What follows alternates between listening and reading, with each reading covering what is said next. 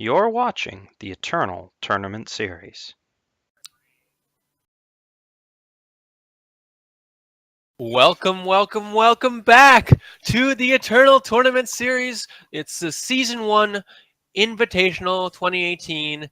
This is round 6, and we're bringing you another elimination match. I am Gabe, also known as Calimdir, and here in the booth with me is LocoPojo. Yeah, we are looking for a pretty sweet matchup. It's going to be qwertzy versus Alarmadillo. Both players are playing a version of Xenon mid-range. A couple of differences between the different lists. Alarmadillo is running 4 twin-brood sauropods, along with 4 predatory carnosaurs, so going pretty heavy on that sort of late-game presence, whereas qwertzy's side is running a World Bearer Behemoth and only 2 carnosaurs at the top. It's running only 2 obelisks as opposed to Alarmadillo's 4, and we're seeing a little bit more of the in cold blood and a little bit more early interactivity type stuff getting set up. Gonna be a pretty good matchup. We're gonna see which of these guys is tough as nails. The other big thing is that Alarmadillo is running Auric Interrogator, which is a pretty good card in this matchup. Oh yeah, the extra card draw really matters for this type of list, and I would say that Alarmadillo's deck is much more focused on the high-end value. He's got the Interrogator, like he's got the sauropods, he's got all of the carnosaurs, he's got the obelisks. Like, if he gets to the late game, Alarmadillo is going to be in a much happier position, whereas qwertzy's got a little bit more aggression early on. Not a lot, though. A lot of it's going to be like based off of reliquary raider draws and other things like that, and maybe getting some decent value out of his overall removal. Yeah, so due to a spectator bug, we don't have a hand cam for you this game, but we should be able to get that back up for you after this game. Yeah, so let's see here. I think I favor Alarmadillo for this matchup. Both players are currently playing things out at their typical speed. It's going to be a little bit slow for the early game because none of them have any sort of aggressive 2-drops. It's Blister Sting Wasps and Temple Scribes only. But I feel like Alarmadillo is just larger mid-range, might have a little bit more advantage over qwertzy's side. Yeah, these decks are very, very similar. Obviously, the matchup could go either way, but Alarmadillo is favored because Alarmadillo has the 4 Interrogators and the 4 Obelisks and the 4 Twin Brood Sauropod. And in just a grindy mid-range matchup like this, those are cards that are going to make a huge difference. Yeah, there is going to be the Dawnwalkers down. We have a little bit of aggression on qwertzy's side. I don't think that Alarmadillo is running those Dawnwalkers, so that is actually something that qwertzy can leverage to his advantage because he is going to be able to get consistent attacks with those Dawnwalkers and potentially Xenon Initiation them up to basically make for really good value against any of the smaller stuff. Yeah, the Dawnwalkers definitely do make a big difference. They can probably bridge the gap between the card advantage from Interrogator and Twin Brood Sauropod. They're definitely not as consistent of a value engine as both of those cards, but with this Xenon Initiation, which qwertzy does have, now that's going to be something that Alarmadillo just is not equipped to deal with. This is not a deck that runs Silence. This is not a deck that has any Stewards, not even in post-board. So Dawnwalker can definitely run amok in this matchup. Yeah, Dawnwalker is going to go a little bit crazy here. Alarmadillo's got some removal, but it's not really anything that's going to help out here with Ion. And despite the fact that Alarmadillo has like a huge amount of very, very big mid-range units and some very, very nasty late-game cards, he hasn't drawn anything of the sort at the moment. It's just Ion the Abductors and Blister Sting Wasps, and those aren't really trading all that well. Yeah, like we said, this matchup can go either way. A lot of the same cards are shared between the decks. So it just comes down to how many of the cards that are different between the list are drawn and the individual plays of each player. Yeah, so there's a time sigil there. I Am the Abductor comes down, and that should be pretty solid stuff. We got Blister Sting Wasp in the setup as well. I think that it's looking like a reasonable advantage for Alarmadillo at the moment. Like, he's content to attack with Ion even if it gets hit by the Blister Sting Wasp because he wants that Blister Sting Wasp out of the way for his larger units. But if that doesn't work out, he can always do his own Blister Sting Wasp, or he can in cold blood the 1/3. I think he's got plenty of options here. Yeah, but there's still that Dawnwalker lurking in qwertzy's hand. Oh, That's yeah. going to be very, very difficult to deal with. Yeah, the Xenon Killery Dawnwalker stuff is just going to be a lot of rough and difficult times. Like qwertzy is playing his own ions, not ambushing them here, which I think is something of a mistake. But if he wants to put some sort of buff on them, that's something that he could maybe do. Yeah, I'm not really sure. qwertzy has. We obviously don't know what's in qwertzy's hand, but usually it's just better to play the ion on your opponent's turn, not expose it to as many removal spells. And then also, does qwertzy want to just play out this Dawnwalker? I mean, it can attack for 6, or it can attack for 6 because it got Dark Return and Xena Initiation. So, what's the worst thing that could happen? It gets removed. Okay, well, you're already at 5 time influence.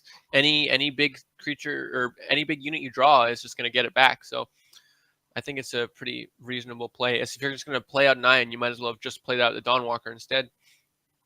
Oh, we see the initiation on the interrogator. This is a good card draw method, although it certainly can die to the Dawnwalkers eventually. Alarmadillo finally picks up Twin Brood Sauropod. That's the kind of value play that he's looking for. He really wants to just have more threats than the Xenon deck. Yeah, Twin Brood Sauropod is a great pickup here. And wow, so Carnosaur comes down. What's he saving the Dawnwalker for? I feel like you just want a Dawnwalker and then play the Carnosaur and get the Dawnwalker back. And am I crazy? Does he not have a Dawnwalker in his hand? I'm not certain. I thought he had one in this Yeah, void, I'm pretty sure he put it in his hand because it's not in the void. He's Xena Initiation and he played the Dark Return. So yeah, you're right. He Dark Returned it back to make it attack in. It would have traded with Auric Interrogator and allowed him to set up another Carnosaur, but I think he wanted to develop the Carnosaur here because it actually stays on board. He's trying to pressure in. Yeah, qwertzy is definitely going to want to play that Dawnwalker down soonish, but there's not really anything to attack into at the moment. Alarmadillo playing his Blister Sting Wasp. That gets him just another good blocker. I think both of these players are going to be at it for a while. Neither one has reach, and both of them have lifesteal, so there's going to be a bit of back and forth here as each of them trades threats. However, I think Alarmadillo is just super favored in this matchup. Like, yeah, he's got so many more units. I think these games are going to go very long, and yeah, I like playing the Blister Sting Wasp out because you just know he has a Dawnwalker. There's going to be so much back and forth here because neither player, there's no Crystallize lurking in the wings here. Just a lot of board stalls, and it's going to be all about getting those Carnosaurs, getting those Obelisks, getting those board breakers to just slowly chip away at your opponent's board to the point that they can no longer have efficient blocks.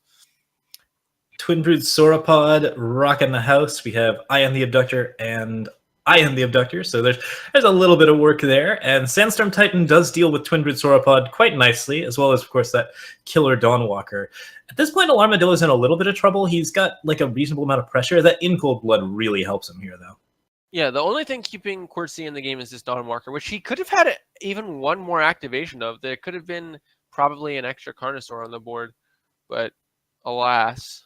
Yeah, In Cold Blood kills the 5/6 here, and I think Alarmadillo is probably going to jump the Ion the Abductor right in front of the Dawnwalker, or he could pop it down at the end of turn and hope for that ultimate, which now costs 8, so taking it would get him a big unit that is resistant to the Dawnwalker. I think that's probably what Alarmadillo is looking for. Uh-oh. Oh. Alvara's Choice gets... that's interesting. Yeah, I don't know if I like that much. I feel like the Ions are both offering just a lot more value. Yeah. And Alarmadillo can still Dark Return the Echo Sauropod to get himself 2 Sauropods.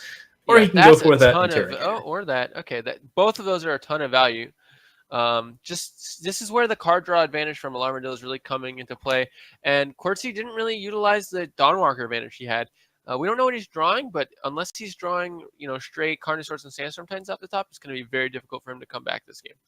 Yeah, this is, like, at least in the first round, this is going to be one of the more one-sided matchups that we've seen, just because, while qwertzy has maybe some ability to push through an Armadillo, both players have so much life gain that it's almost guaranteed to go to 6 power.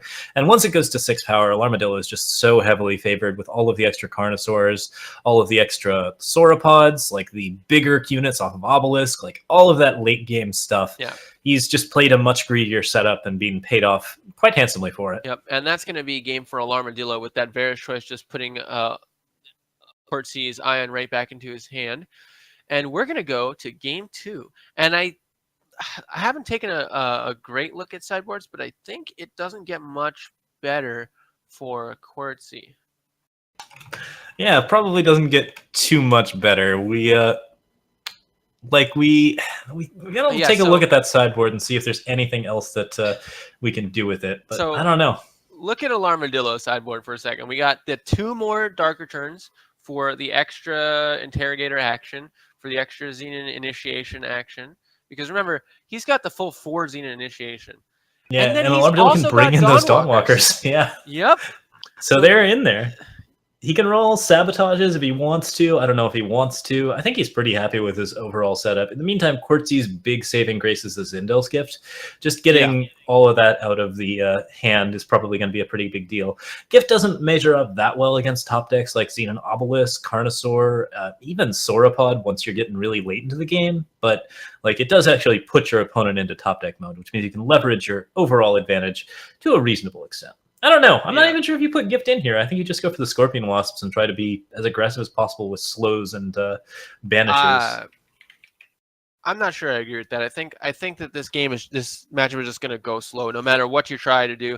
If you play slows, you're probably not going to even like slow doesn't advance your board position. It just makes the opponent take a little bit longer to play their stuff. And I don't think qwertzy's deck is aggressive enough to take advantage of that. Yeah, it's a little bit crazy, so we'll see exactly what happens.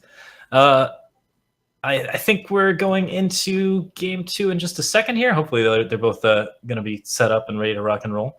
Okay, so we have the...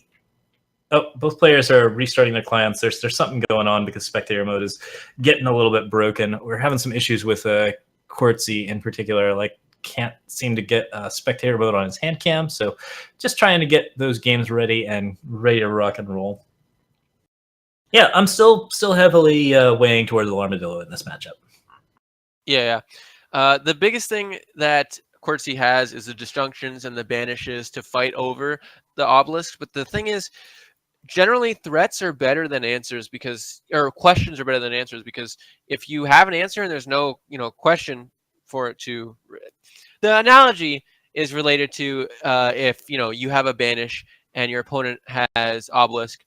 Obelisk is always good. Banish is only going to be great if they have the obelisk. And so that's where Alarmadillo, I think, is still advantaged. But it's possible that we see, since the decks are so similar, it's possible that we see qwertzy take this one.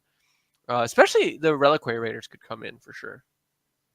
Yeah, it's going to be a pretty crazy time. I think those Reliquary Raiders are pretty reasonable if you can get them down. Like they do really offer like a sizable amount of stuff. So it's a very helpful setup if you can get them to go and work. Plenty of little bits of extra card advantage. I really like those Reliquary Raiders in qwertzy's deck. I don't know if they match up too well against the rest of like the Xenon stuff. I just feel like these slows are actually going to be the thing that could potentially save qwertzy. He doesn't have a way to go over. I feel like he's got to go under. So in your hypothetical go under scenario, because he does have Temple Scribes, which I don't believe... yeah, so Alarmadillo doesn't have Temple Scribes. What qwertzy does. How are you going to go under? What does that curve look like to you? Because I'm just not seeing it. Yeah, I mean, I think he's got to go like Dawnwalker Titan. He's got to use his early turns to throw Varus choices and slows and just basically make sure that your opponent can't play any mid-range units and then just smack for 5 every turn. And like if he can actually get a couple of good attacks in with the Sandstorm Titans or with killer Dawnwalkers, then he's got a better chance of winning the game than not. All right, I see that. I think that relies very heavily on slow hitting specifically Carnosaur. I don't think there's another target that really works on. It's good on Titans. It's okay on Ions. There's a couple of things that you can hit, but it's pretty slow. You don't say. Yeah, slow stuff. All right. Anyways, let's get this. Okay, so we have our player rebooting their client, and then we should be in the game very shortly with a hand cam. Very exciting stuff. Oh man, yeah, gotta love those hand cams. It's really nice when you can see what cards people are playing. Don't just say. So let's while that's being set up, let me just double check on the standings. I think anyone in chat can actually check the standings. I think the bracket is posted in the Eternal Discord. So we still have our 4-win players as Tin Man, Farad's Bro, Kang Breath, Danibor, Kamado, and Trumpets. From this round, I don't believe we have. Oh, we do actually have a couple results. Wow, yes. So we have Missing Toes and Muxosk have made it to 4-2, as well as Tony G and Hey YU. So wow, exciting stuff. And we have some more eliminated players in Croge, Darkness, and Bruce by God and Autrek. Wow. So Bruce by God on that Inquisitor's Blade Argenport deck getting eliminated here in round 6. Yeah. Oh, that's a pretty rough time. Bruce by God is a very solid player, so interesting to see that he has been outed. But that'll happen with invitationals in general. Like, you got to see a lot of good players getting knocked out, and a lot of good players moving on. So really, it's going to be pretty sharp competition regardless of what's going on. Okay, we still don't have a game yet. What you been playing on ladder lately, Calimdir? Me? Yeah. I have been playing the classic Joey Wheeler deck, all units, Elysian, basically. Fun I'm stuff. playing, yeah, I'm playing just every unit with 5 attack, including Ward Wielder. Yellow Eyes, Blue Cerso. Yes. All right, I like it. And that got me to Masters, and I felt bad about it because I just didn't really make any decisions and just played Ward Wielder on turn 2, played False Prince on turn 3, Sandstorm Titan on turn 4, and then my opponents conceded. Yeah. Okay. Pretty solid stuff. I've been playing a lot of like ridiculous Crown Nyctotraxian Sentinels. It's been an absolute delight. I don't know why I'm still in Diamond. Yeah, how did you get stuck in Diamond? That's ridiculous. That deck sounds so good. No, I ranked up. I ranked out of Gold 2 with it somehow. Okay. Okay. It's still doing fine. It's playing well against all of the Praxis decks. Doesn't do that great against aggro, obviously, but we're seeing a little bit less of that on the ladder, so the win rate's pretty solid. Just tons and tons of stuff. But yeah, I've had a great time with it these last couple of rounds, playing like Lifesteal Great Kiln Titans into Memento Moris for huge amounts of damage to your opponent's face. It's really fun time. Oh. Have there been any decks in the Invitational so far that have really caught your eye that look fun to play or anything like that? I think people are bringing really safe lists this time around. I don't think we've seen anything that's been super out of the ordinary. There's been Xenon midrange, there's been Argenport midrange, there's been your standard Icaria Armory stuff. Like, all of this is just good stuff if you want to be ranking up, if you want to be playing like Super Greed. And it is like all pretty well tuned for other deck lists. I haven't seen anyone come out of left field in the Invitational today. Yeah, I mean, I have fun winning personally, so I found a couple decks that I really like. Particularly the FTP Moment deck. That deck has been through a lot of iterations, and I never really felt like there's been a lot of Moment of Creation decks that have been okay, but I really like where this one is developed with Curiox and now with Hailstorm. Yeah, I was an early proponent of Moment of Creation, and they laughed. They laughed. But no, we have definitely gotten to a point where Moment of Creation is super viable, and creating, it turns out, a bunch of large, extremely difficult Sentinels is always a good time. So I think we'll be getting some good value out of that. Let's check and see here. Looks like people are still having some issues trying to get their games up, but yeah, no, Moment of Creation is a ton of fun. I didn't see it in any of the games that we've watched so far, but I'm looking forward to seeing it if it made it into the finals. We saw okay, I was not there for round 1. Yeah, excuse me. In Muxosk, in round 1 we saw Muxosk win against Grenadins on second blue piloting Grenadins, and that was pretty exciting. And then now they are, I believe, 4-1 or 4-2, and they have advanced to day 2. So we will see the Moment deck day 2. So that's exciting. All right, yeah, it should be a pretty great time. I'm I'm really excited to see more of that. Like, it is always a delightful time. I love Big Praxis stuff. Big Praxis is such a fun archetype and just been a really, really cool faction. I'm very appreciative of how like different the identities for each of the factions are, and how much fun in particular Praxis is. Like, Heart of the Yeah. Vault is just a delightful card. Moment's a delightful card. Praxis has Curiox just is a so delightful many. card. Oh, Curiox is great. I'm so glad that he's seeing some play. I still need to craft my like second or third of him, but once that happens, I think we'll be getting into a pretty good scenario with that card. I'm looking forward to doing all sorts of dumb things with it. Yeah, I still want to play the old.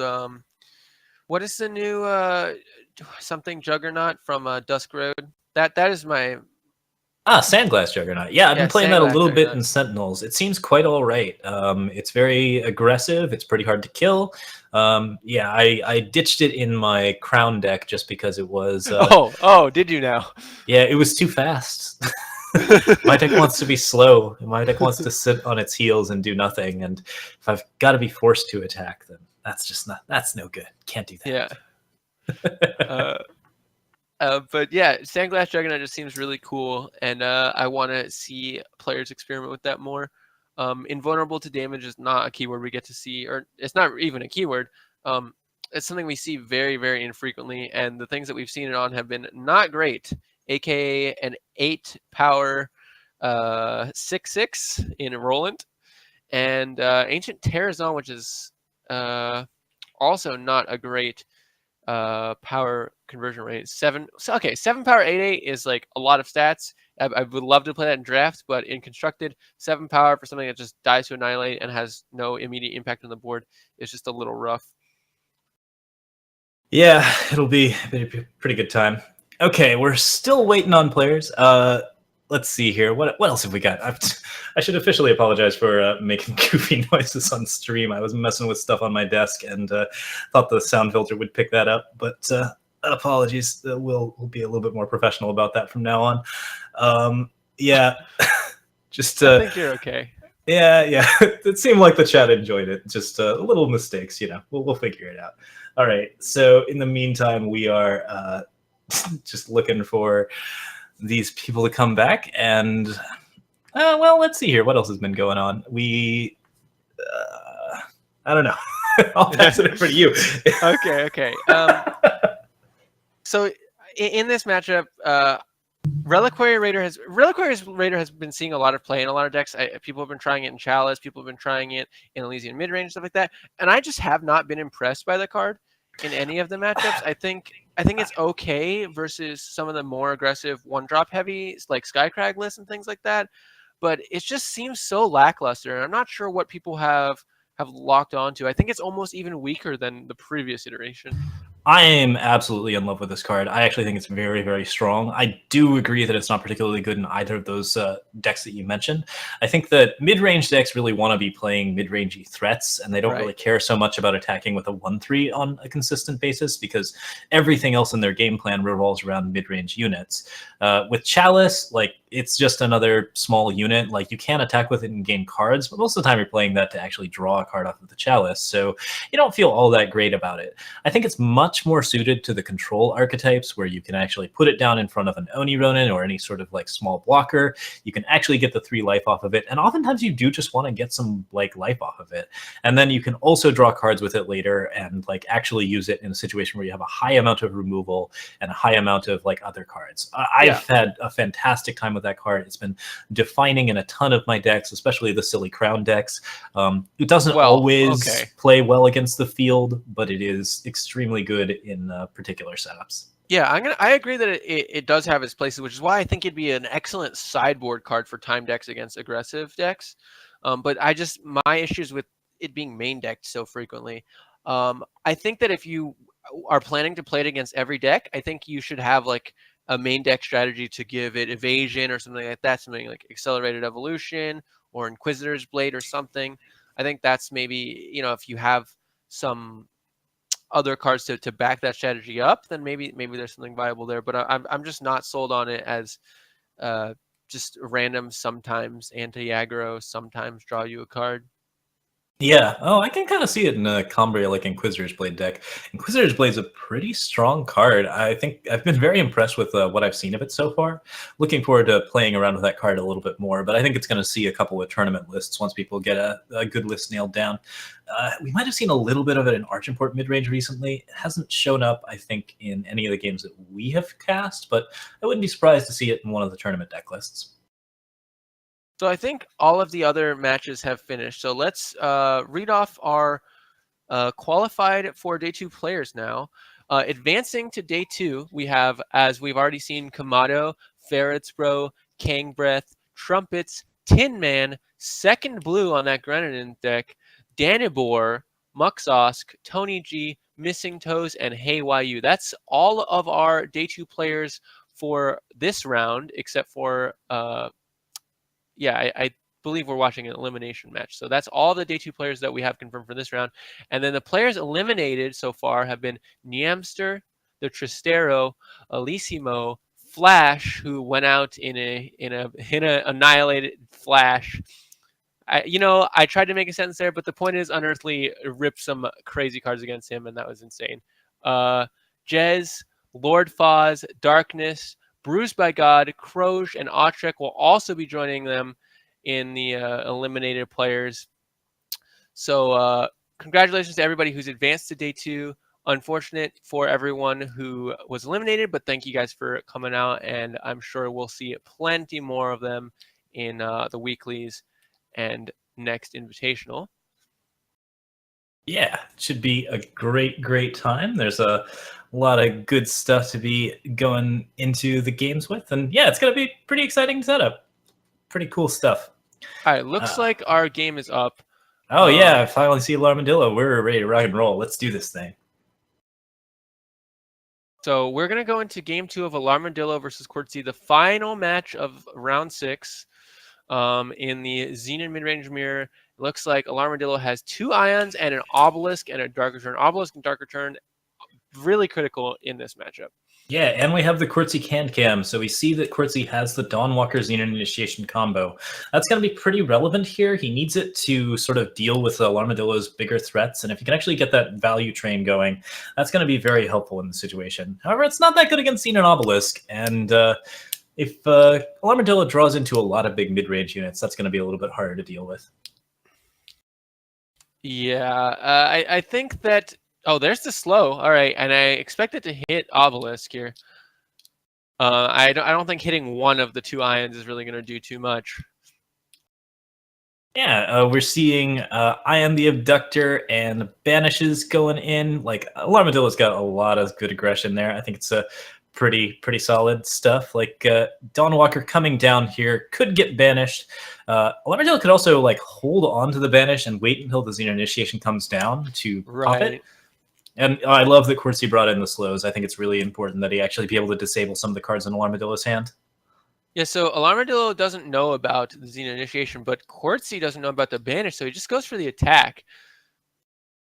Yeah, I think that's a good play overall. Like, it's a little bit tricky because now there's double ions, and those are just going to life gain their way through to victory.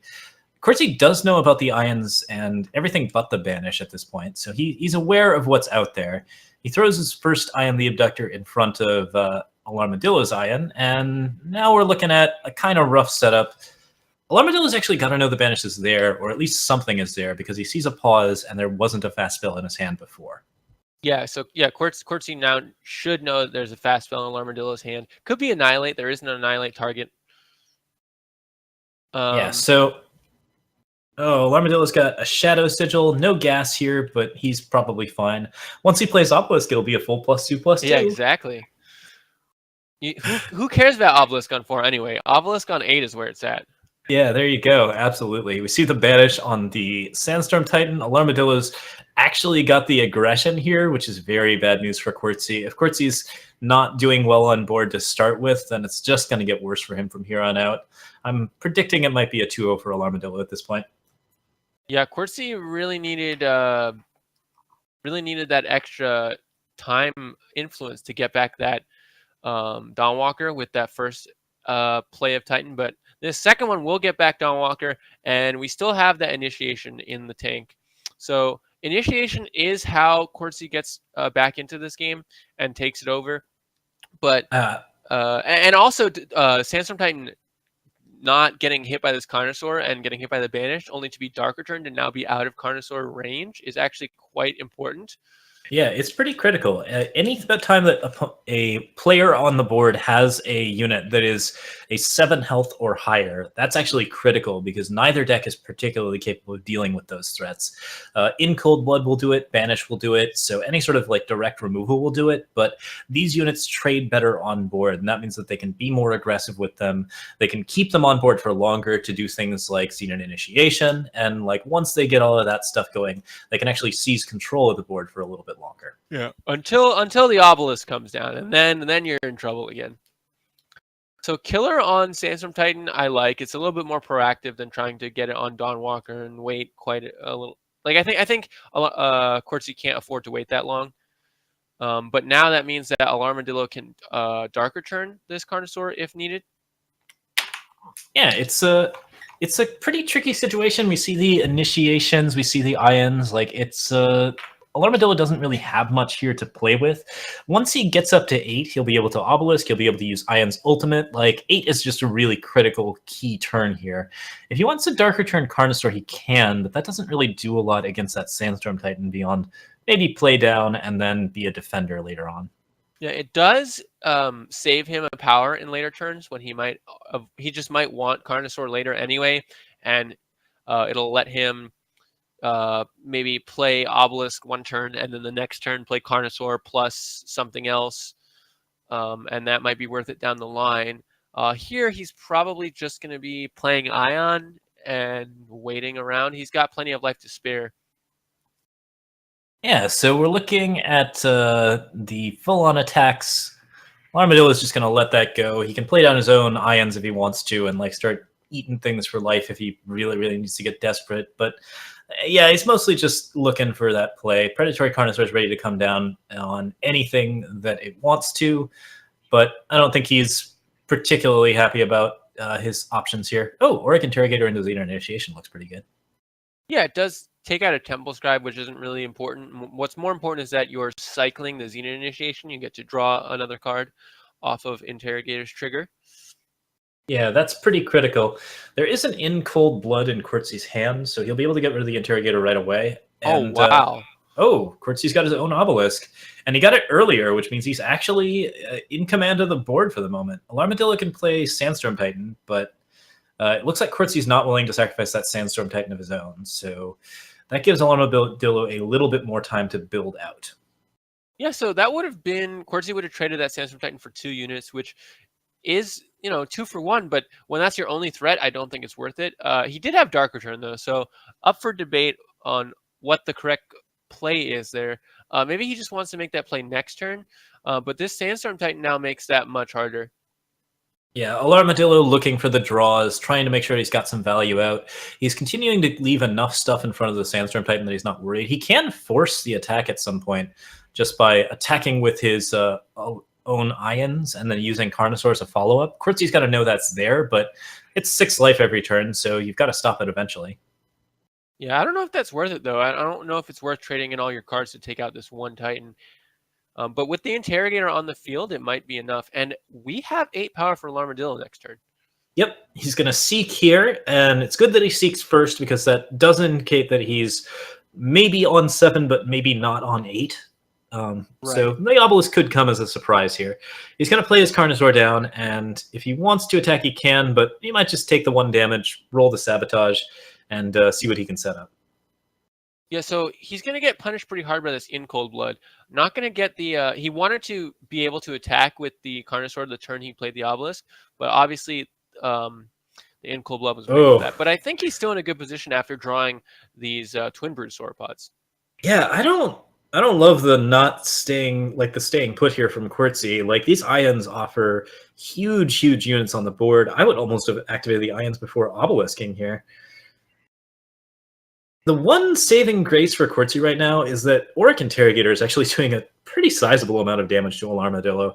The more value that he's got in his hand, it's like it's really hard for him to get through these 8/9s. So he can Vara's choice and try to attack that way. He can play his own interrogators and get more card draw, but he's slowly bleeding down, and there are some overwhelm units that can potentially get some killer. So yeah, there's some potential here that he could lose just on damage. Right, but with the 2 ions on the board, it's super easy to just draw another obelisk or draw a removal spell or draw another Vara's choice and then just be able to gain 10 life and not care anymore.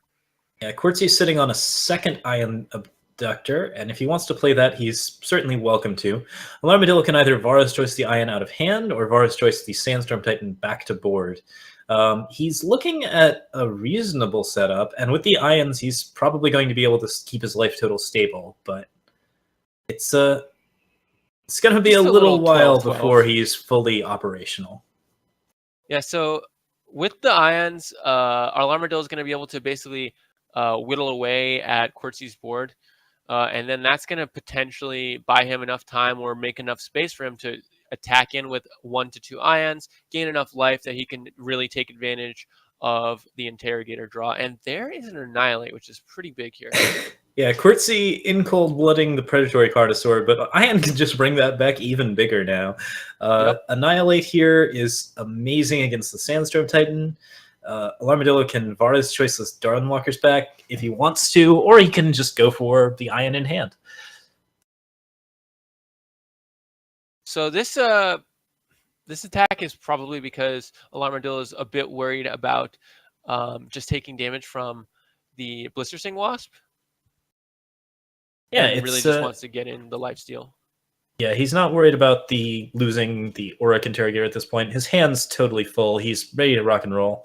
And it looks like he's not afraid of really anything in qwertzy's hand. The Dawnwalker toss would indicate that he's probably going to want to Vara's choice his opponent's hand, although we know that qwertzy's hand is actually just an ion, so it's not a big unit that can bring those Dawnwalkers back. Still, Alarmadillo's got to be pretty happy with that result.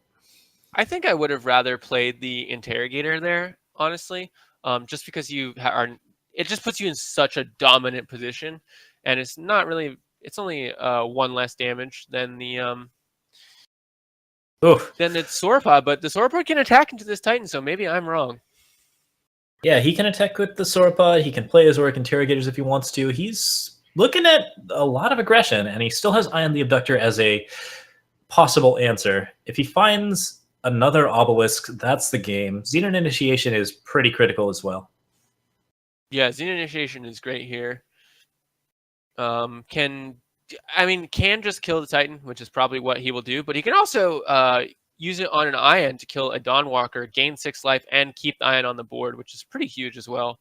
Yeah, I think that there may have been lethal there.